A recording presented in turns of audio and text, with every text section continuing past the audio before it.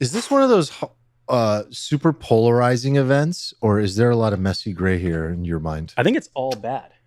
Okay, well, so Mr. Polarizing, Yeah. because there's people that are calling this the golden age. This is everything the golden age requires. So there is this is polarizing, but I think what I'm sensing is it's polarizing and it's not very messy gray for most people.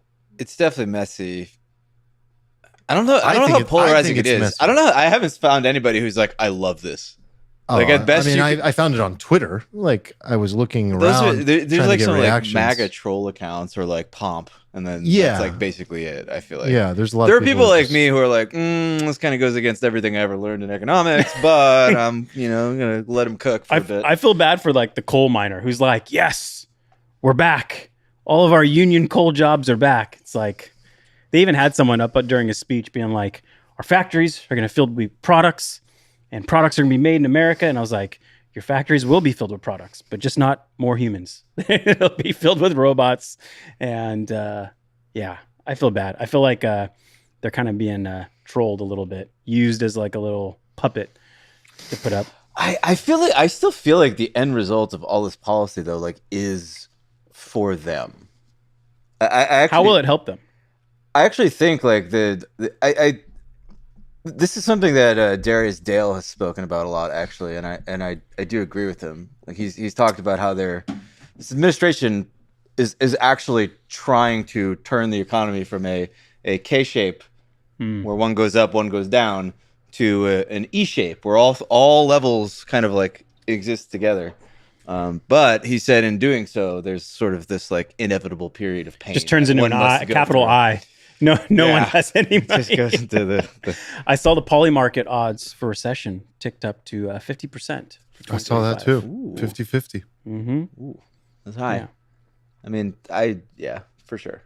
I feel like Yeah, I feel like that's about right. You never know. You never know. Like for all we know, we're gonna wake up tomorrow morning and like every single country on his like giant little poster board there is just gonna be like, all right, I'm sorry. Or they retaliate and you just implode. It's interesting thinking about like the game theory of this. I feel like will they retaliate? That is the most interesting part of this whole thing for me is the zoom out game theory. There's a couple countries that were already like, we're not retaliating. Like came up very quickly and they were like, oh, we're not going to retaliate. Like Australia was one of them. Like Israel came right out. I mean, obvious shocker, but was like, we're removing, if anything, ours. So yeah, opening the flow.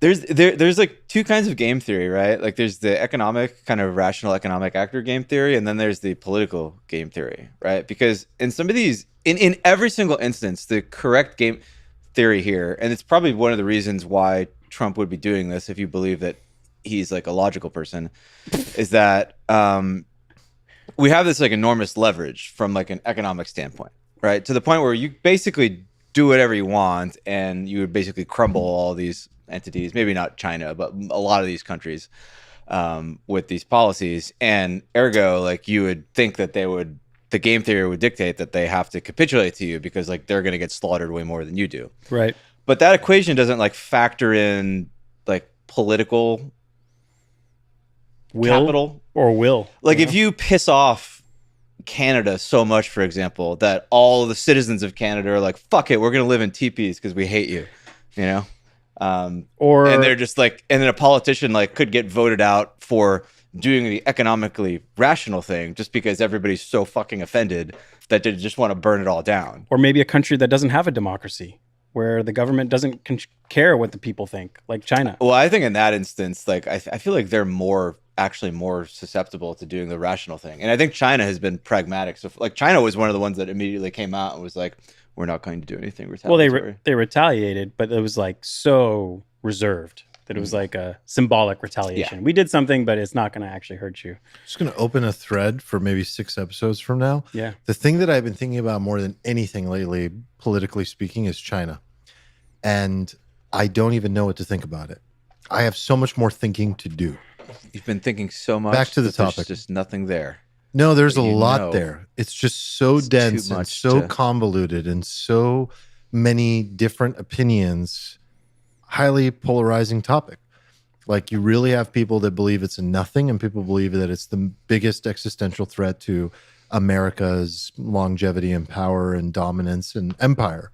And I don't yet know what to think. But I do know that we are desperately lacking in certain areas. And there are some real risks if there were ever to be any form of a war.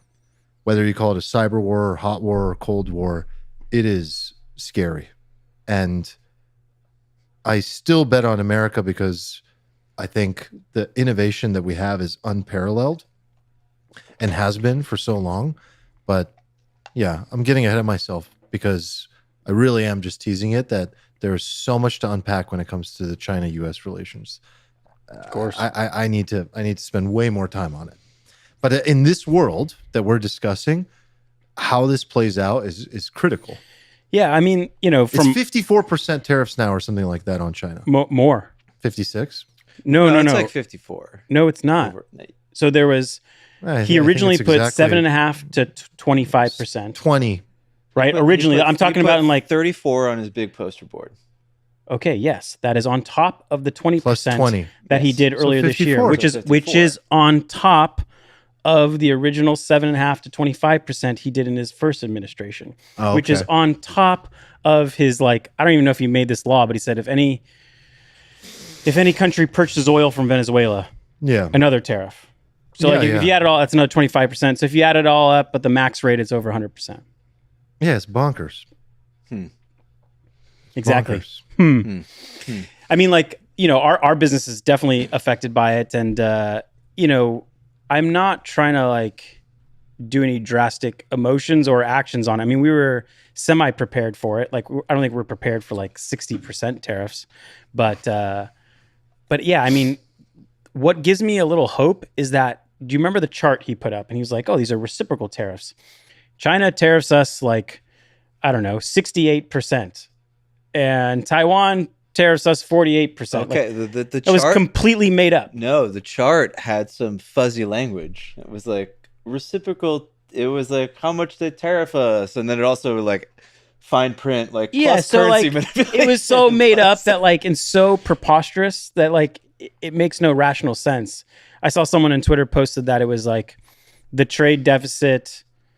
How much the number they put was just their trade, U.S. trade, their country's U.S. trade surplus divided by their exports. That was what they did. Which is moronic. Moronic, which actually gave me a little hope. I was monkey math. Oh, this is really dumb. So at some point, rationale will prevail. I think it's part of the strategy. Yeah, I think so. I think part of the strategy is holy shit, this guy is so fucking stupid. This doesn't even make sense. It's funny because I think Trump loves when people think he's stupid. Oh, he loves that. That's a whole part of the if you believe somebody is logical, then you can make predictions about how they will behave, right? But if you think somebody is just a fucking gorilla, then you're I don't know. A fundamental part of his strategy is allowing the opponent to believe that they're outsmarting him. I don't know. It's a very fine line between this is all 3D 4D chess versus we may never know. I'm slightly retarded. Forgive me. We genuinely may never know because it would require literally opening his brain, and he's never going to that is the thing that he probably holds most dearly is his strategies and his approach. And I think it's very clearly obvious to some people that it's complete derangement, and the derangement is justified toward him, and he's completely lost it. And for other people, they see 4D chess. I don't know exactly what the answer is, but I can tell you he's never going to tell us. He's never going to show us. It's going to be an interview 20 years from now. Somebody's going to ask him about it. And he's be like, oh yeah, I just made that up. I mean, the best way to know is reading his book, which I did. And The Art of the Deal? Correct. And in the book, he talks about it. He talks about exactly what he's doing all the time. So I sometimes think that it's funny because he has been open about the strategy. He has been open about the approach. But it's so dumb sometimes that we can't accept that there's a logical brain right behind it. Yeah. But he's telling us what he's doing. And and we've seen movies about it now. Well, I haven't personally seen the movie, but there was a movie about the mentor and the approach, and like this is how you do it, and like it's a learned philosophy. Strategic mental illness. Strategery, Stephen. Strategery. Strategery. Yeah. So, But did that bother you at all that it is made up this like No, metric 'cause- which is based on the trade deficit, which doesn't make any it didn't sense? bother me because there was never any logic to this to begin with, All right. and I've always just viewed it as like, oh, is they're doing something to like get? Well, this is actually a big question because like on the one hand, it's like, oh, they're just trying to get a deal. And the other thing is like, oh no, he just like likes tariffs. He just thinks we were richer in the early 1900s. Yeah, I saw some guy made a pretty good argument. He's like, no, he just likes tariffs. Like he's been on Larry King in the 1980s being like, tariffs are good. Why don't we tariff? He's been saying it for like 40 years.